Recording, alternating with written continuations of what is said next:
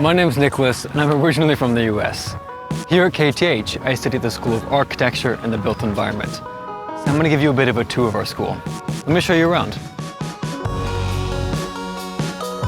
This is the main building for students studying in the built environment. I, for one, have a lot of labs and seminars here. This courtyard is at the center of an important building for our school. It houses transport studies and geoinformatics. And it's also where our master's coordinators are located.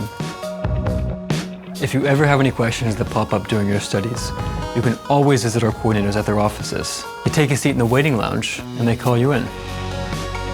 There's also a great buddy program for new students here. You get paired with an existing student that already knows how things work, and they show you the ropes.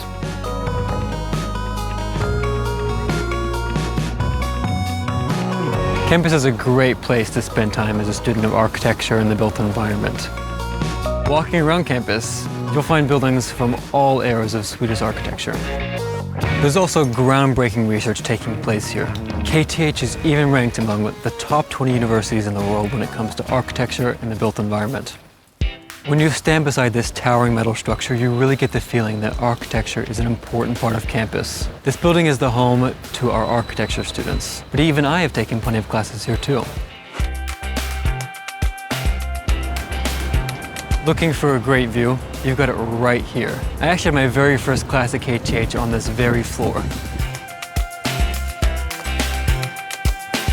For you architects out there, if you like to draw with a view, just take a look at where our students sit. Every architecture student at KTH has a spot somewhere in this building. And there are even some students in the urban planning program that have a seat here too. So I'm standing next to a massive metal arm right here. It's part of a project at KTH to explore knitting techniques for 3D printing using concrete. So I've actually spent plenty of time at these buildings behind me working on my master's degree project, which was a comparative analysis of street tree density and distribution. It actually resulted in me publishing a research article together with two other researchers at KTH, which was an incredible experience. This is the urban planning building. In addition to research facilities and lecture space, there's also a lounge where I got to spend plenty of my free time in.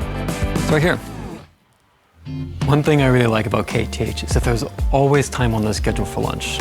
So you always have the chance to sit down and enjoy a warm meal with friends. Right now there's a lecture going on behind me, but it's also a great place to have lunch. Swedish culture places a massive emphasis on free time, which really has an impact on quality of life.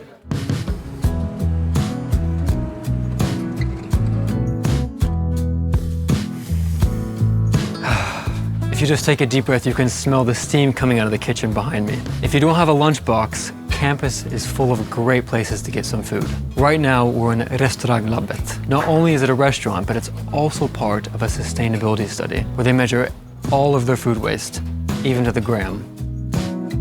They're working to explore how restaurants can reach UN sustainability goals by exploring the connection between science and great food. Sweden is at the forefront of taking progressive strides to move its cities and its people in a more sustainable direction. This is what makes Sweden a great place to study the future of urban planning.